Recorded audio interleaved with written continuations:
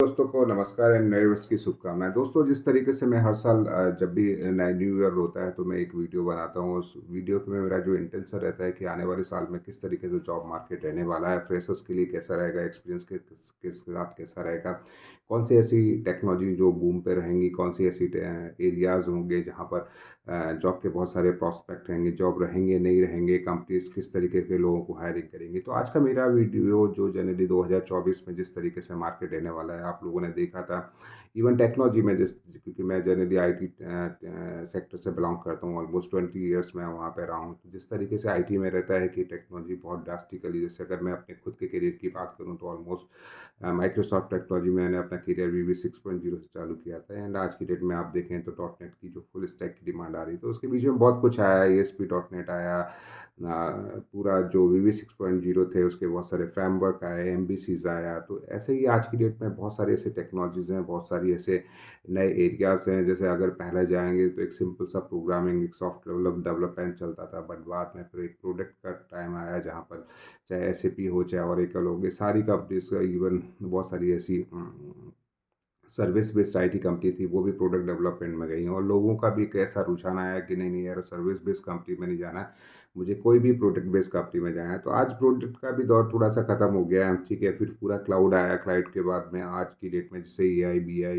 MI का जो boom चल रहा है। तो मैं इन सारी चीज़ों को मैं रखूँगा वन बाई वन। एंड इस कुछ हद तक मैं, और फिर भी आपको लगता है कि अगर आपके कुछ 2024 में किस तरीके, बिकॉज जो टफ टाइम चल रहा है 2023 का, बिकॉज तो 2023 के स्टार्टिंग से लेके और टिल एंड तक एक तरह से अगर देखा जाए, बिकॉज हम लोग क्या काफ़ी कंसल्टेंसीज कंपनीज के साथ में काम करते हैं, हायरिंग पे हमारा बहुत क्लोज वॉच रहता है। तो एक तरह से पूरा रिसेशन के अंदर गया है। स्टार्टिंग में जैसे बोलना चाहिए कि 2022 का जो टाइम था, टिल अगर मैं बोलता हूँ अक्टूबर से लेकर दिसंबर तक का, तो वहाँ पर बहुत सारे ऐसे ऑफर्स आए एक्सपीरियंस के लिए। तो एक तरह से आप सोचेंगे नहीं, मतलब 200 टाइम, मतलब जिसको जो पैकेज मिला, जिस तरीके से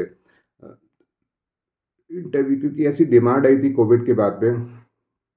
और कोविड में इनफैक्ट मैंने भी कोविड के टाइम में बहुत सारे वीडियोस बनाए थे, तो मैंने खुद भी बोला था कि कोविड के बाद लोगों को ऐसा लगा था कि नहीं यार, उनको बिजनेस को अगर स्टेबल करना है तो उनको कैसे भी करके आईटी एक सहारा था। बिकॉज अगर आप देखेंगे कोविड के टाइम में तो सिर्फ एक आईटी था जो लाइव था, बाकी बाकी कहीं पे कोई भी, मतलब सारे बिजनेस ठप हो गए थे। और आईटी में भी जो ऑनलाइन मोड में काम कर रहे थे, जो डिजिटली चल रहे थे, जिनमें मैनुअल इंटरवेंशन नहीं था, वो बिजनेस सफल रहे। तो लोगों को ऐसा लगा कि नहीं यार, अगर अपने बिजनेस को लाइव रखना है या उनको, तो कैसे भी करके आईटी के थ्रू उसको ऑप्टिमाइज करना पड़ेगा। तो बहुत सारा ऐसा ऑटोमेशन, ऐसा सर्विस बेस्ड कंपनीज को भी लगा कि नहीं, बहुत सारे ऐसे प्रोडक्ट आएंगे।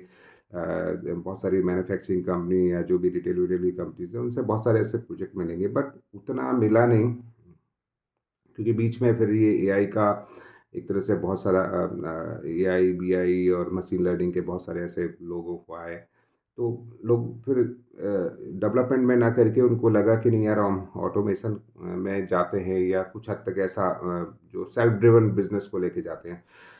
तो दोस्तों, ये सारे फैक्टर्स जो मैंने रखे हैं आपको, अभी मैं जो बोलूँगा कि जो 2024 रहेगा वो ऑलमोस्ट एक तरह से डिजिटल युग आप कहोगे, कि एक डिजिटल एरा पे चलेगा। तो अभी आज की डेट में बिकॉज ऑटोमेशन बहुत कुछ हो चुका है, टेक्नोलॉजी, सॉफ्टवेयर, एप्लीकेशंस, ठीक है, बहुत सारे ऐसे एंड्रॉयड पे, मोबाइल से, मोबाइल का युग आया, जैसे कहते हैं ना, स्टार्टिंग में जैसे कंप्यूटर आया। बट अभी जो आने वाला है वो मुझे कुछ हद तक लगता है कि पूरा डिजिटली बहुत होंगी। और जिसमें जो बड़ी कंपनीज होंगे, बिग शॉट्स होंगे आईटी में, चाहे वो TCS हो, इन्फोसिस हो, विप्रो में, वहाँ पर चैलेंजेस आएंगे। इवन जो बड़ी कंपनीज हैं, बड़े बड़े उनके जो अकाउंट्स हैं, उन अकाउंट्स में उनके जो सब प्रोजेक्ट चल रहेंगे वो चलते रहेंगे, बट नई टेक्नोलॉजी को लेके उतना ज़्यादा एक्सपोजर मिलेगा नहीं, स्पेशली चाहे फ्रेशर्स हो या जो भी देख रहे हैं। जो स्मॉल कंपनीज हैं, जो स्टार्टअप कंपनीज हैं, वो टेक्नोलॉजीज़ को लेके डिजिटली बहुत सारी, जैसे अभी मैं डिजिटली अगर मैं बोलूँगा तो इसमें सबसे बड़ा AI का ही फॉर्म आता है। AI है, मशीन लर्निंग है, क्योंकि मशीन टू मशीन इंटरेक्शन एक लार्ज स्केल पे होने वाला है।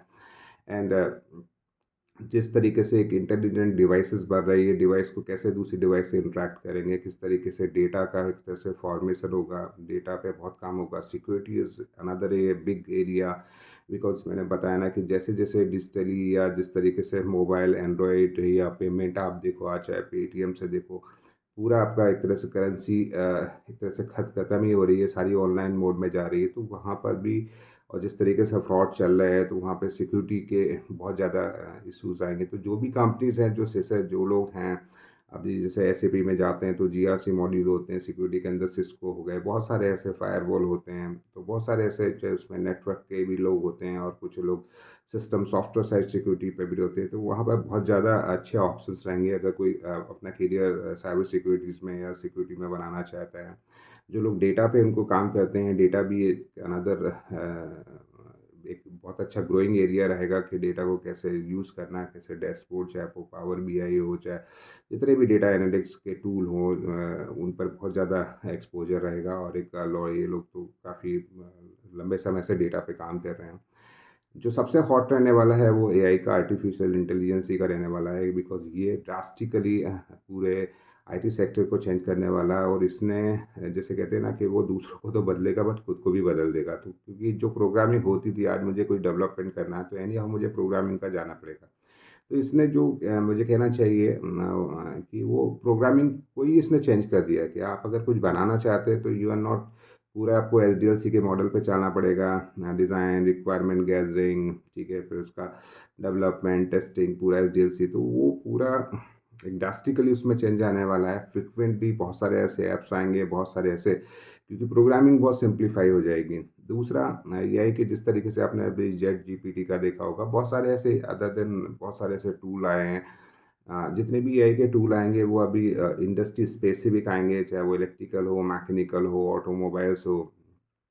ठीक है, जैसे-जैसे डिमांड आने वाली है, तो अभी क्या है बेसिकली जो मैं बोलना चाह रहा हूँ कि 2024 का जो स्टार्टिंग, इवन 2023 में भी लोगों ने, जितनी भी कंपनीज़ थी, वो लोग भी बेसिकली कर रहे थे कि एआई को कैसे यूज़ करना है, एआई में कैसे इन्वेस्टमेंट करना है। बिकॉज़ एक इट्स नॉट सिंपल टू कि लाइक सडनली आया नहीं, आपने फंड रेज़ कर दिया कि ठीक है मेरे को करना है। तो दे अंडरस्टैंडिंग देयर बिज़नेस, ठीक है, और बिज़नेस में कहाँ-कहाँ उसका प्रॉस्पेक्ट है, ठीक है, कौन-कौन से ऐसे टूल्स हो सकते हैं, ठीक है। इवन जो एआई की कंपनीज़ हैं, वो भी हर बिज़नेस को, चाहे मैंने बोलूँ कि मैन्युफैक्चरिंग हो, रिटेल हो, जो भी ऑटोमोबाइल सेक्टर हो, उन बिज़नेस को देख रहे हैं। और वहाँ पे कैसे, जैसे अभी आप अगर कार को देखोगे तो विदाउट ड्राइवरलेस जो कारें चल रही, तो उसको एआई के फॉर्म में कैसे आज देखेंगे। जो भी कारें आ रही हैं, कहीं न कहीं हर कार के अंदर कहीं न कहीं एआई इनेबल्ड, चाहे म्यूज़िक सिस्टम हो, चाहे आपका विंडोज़ या ऑपरेटिंग सिस्टम हो, कुछ कुछ भी हो, कहीं न कहीं वो उसको यूज़ कर रहे हैं। तो ऐसे ही आने वाले में, बिकॉज़ अभी जैसे हाइब्रिड मॉडल का चल रहा है, तो वहाँ पे कैसे वो यूज़ कर सकते हैं। सिमिलरली रिटेल के अंदर जैसे अभी आपने देखा कि ड्रोन का बहुत ज़्यादा क्रेज़ आ गया है। लोग कह रहे हैं कि एक ड्रोन हब करके हर जैसे कोई भी फ्लैट है या कोई मकान है तो वहाँ बनेगा, और रादर देन कि कोई मैनुअली डिलीवरी बॉय आके आपके सामान को वहाँ पे डिलीवर करे, वो ड्रोन के थ्रू ही आपको उस हब पर वो सामान मिल जाएगा, एंड पूरा वो एक तरह से ड्रोन के थ्रू ऑपरेट होगा। तो एक ड्रास्टिकली उसमें चेंज आने वाला है, उसमें एआई का बहुत ज़्यादा यूज़ होएगा, डेटा साइंस, क्योंकि अगर एआई की हम बात करें तो इसमें 3-4 चीज़ें आ जाती हैं। मेरा ये वीडियो बेसिकली एआई को लेके नहीं है, जनरली मेरा ये जॉब मार्केट, क्योंकि जिस तरीके से मैं एम्प्लॉयमेंट में काम कर रहा हूँ, I work as a employment speaker, तो वहाँ पे कैसे प्रॉस्पेक्ट होने चाहिए, कहाँ-कहाँ आपको हिट करना चाहिए।